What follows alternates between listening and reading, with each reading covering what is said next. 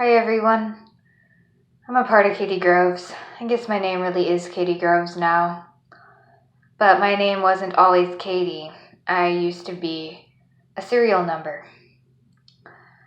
I used to be only referred to as a string of letters and numbers. My MKUltra identification tag inside my dissociative system.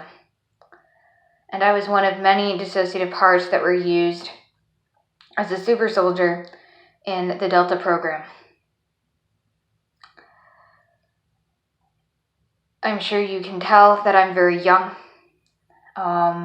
We are physically 21 years old, but we were trained from birth in Monarch mind control, and we were used as a child assassin, among other things. I'm here as part of this series we're doing called Deprogrammed Delta Alters Speak. I think that's what it's called, at least.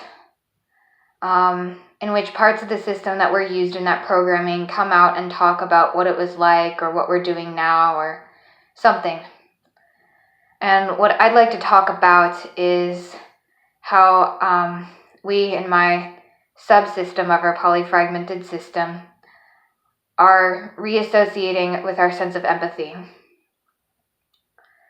When we were a Delta assassin, we were not thinking or feeling or really processing what was actually happening, except for a tiny little part. What we were aware of was the program.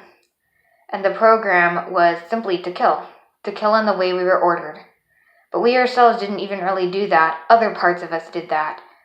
Our job was to just focus on an invisible line going from right between our eyes, right in front of us. Our job was to only focus on this imaginary dot some yards away. It was to hold our gaze steady in case something were to come at us from that direction.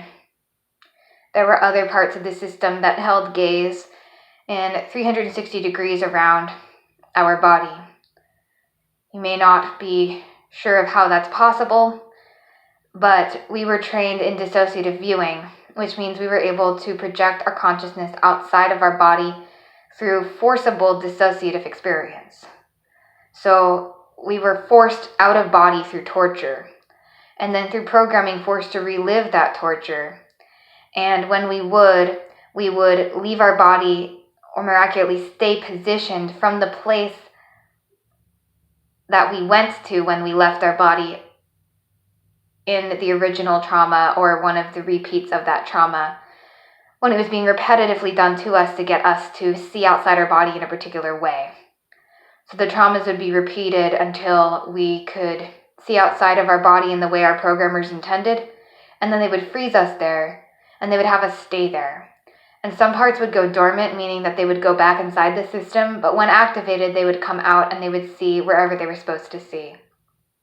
For us, we were in our body, or at least it appeared that way. I don't think we really were, though. We were just slightly hovering outside of it and in front of it, looking a long distance away. So it may have been a vantage point that we could have had from in our body.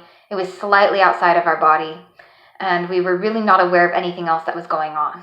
And so our goal was to just focus on this invisible dot while other alters were projected around our body, focusing all around it, and above it and below it and pretty much every vantage point imaginable, while our body moved robotically through other alters who were programmed to kill.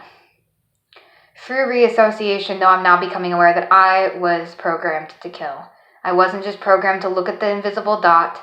I was programmed to actually pull triggers, stab, cut, strangle, drown, all sorts of things. It's hard to say that. And so what I'm doing is I'm learning to reassociate with the traumas and reassociate with my empathy. One is not in the experience of empathy. Sorry to trip on my words. But one is not in the experience of empathy when they're simply looking at a dot without any awareness. A dot that isn't even really there. It's just imagined. So getting into my body is a huge part of it. I'm slowly reintegrating with my inner body consciousness and working through the memories of the bigger system in which I was a part. So I had my subsystem where we look at the dots, but then I had parts of me that engaged in the actual violence. And those parts hold body memories. And so to really get in touch with them is very painful. It's something that I'm struggling to do, but I am starting to come to terms with what I was used for, and also recognize that I was not at fault. Katie, our alter, who is responsible for teaching other alters empathy, deprogramming and teaching alters empathy, her job has been to help me to first and foremost empathize with myself. And I'm being taught that we are anatomically female, which is very hard for me. I'm being taught that doesn't mean I have to identify as a woman. I don't think that's going to happen unless I were to integrate with parts that held more of that identity. But I'm being taught that my body is female. I've been taught what it means to be transgender. I've been taught what it means to be in a system. And I've been taught empathy for the younger ones in the system, the little child parts that held our feelings. I've been taught that while I was a child, my consciousness in the mind control wasn't childlike.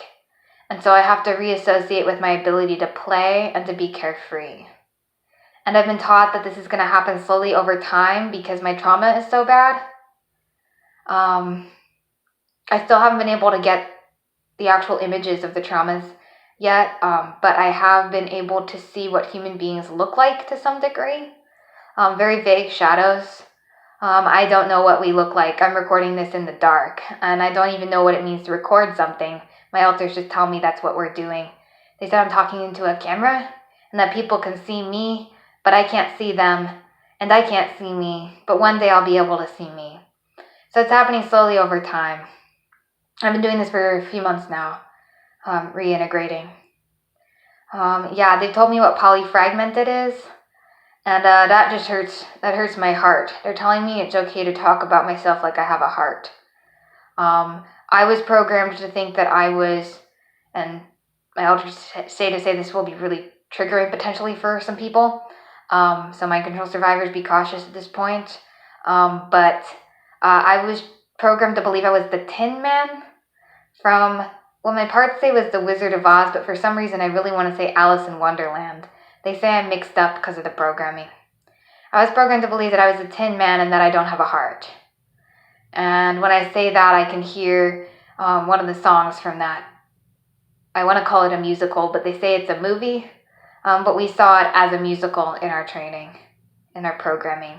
I've learned to stop saying training and start saying programming. Because training sounds like a soldier would be trained. And we weren't a normal soldier. We were a programmed super soldier. And I'm actually being taught not to say super soldier either. And to say assassin. Because my alters, they don't want me to think that I was... They don't want me to associate what I went through with what people normally associate with soldiers. Because I wasn't fighting a war. At least not a justifiable one. And I'm not saying that a lot of soldiers are used in justifiable wars either. But I mean, there was really no semblance of patriotism involved. I hope that makes sense. Is that we still have this programmed idea of the American military outside of the CIA as being better. And my alters don't want me to associate with that. They want me to see this for what it is. I was an assassin. I killed people for the CIA. I didn't fight as a foot soldier or something for the army. And so they just want me to separate my identity from that. And I hope that makes sense. So I'm learning a lot of language. I'm really learning that I worked for an organized criminal enterprise or criminal organization that was deeply corrupt and really evil, and that it was not my fault. And so that's where we're starting from, and they've told me that the empathy will pour out for the victims, the people that I was forced to kill and perpetrate against in other ways. When I learned to fully empathize with and connect to myself, and when I learned to realize that it was not my fault, then I'll be able to face what I was forced to do, because then I won't have all that blame. One thing they're teaching me about is racism and dehumanization. Dehumanization is probably the biggest word that I've been focusing on. They're telling me how I was dehumanized and I was robot programmed, as in I was programmed to believe that I was a robot. But I'm not a robot. I am a human being. I'm just part of a polyfragmented system, I mean to say, and so I've had very little awareness of myself. And they're telling me why, that because it's so traumatic, I can't face it. It's so traumatic that I break when I look at it, and that I lost touch with my humanness as part of the programming. They're also teaching me that it was not my fault that I dissociated, that I did the right thing. And they're really helping me to relate to my brother Kevin, who was lost when I was 17, I think. Yeah, 17. And how Kevin was trained this way too. And if I can connect the fact that Kevin was not a bad person or at fault, then I can use that as a mirror for why I was not a bad person or at fault. Because it's easy for me to see that he was good, but it's hard for me to see that I am good. Because when I look at him inside, I can see that he was a good person. Like when I look at the memories that I've been getting, but I still just don't connect it to me. So those are some things we're doing to deprogram. Those are some things that I'm doing to gain a sense of empathy. I've switched while I was talking. I don't know if there were any inconsistencies in what I said about my awarenesses. If so, it's just because we've been switching. Everything that we have said is true. Okay, I don't know what else to say. I guess I'll just say that to anybody who's been through this programming, it is possible to reassociate. It is possible to become empathetic and to forgive yourself and even to forgive your abusers. I guess I can't speak for anyone else, but I just feel like some people who come from this world think that it is absolutely impossible to integrate, impossible to deprogram. That's what we got taught. And so we just want people to know that while I can't speak for your individual situation, to say that no mind control survivor can break free, that no programmed Delta soldier can deprogram and start having a sense of empathy again, all that stuff, it's not true. It is possible, and we are proof of that.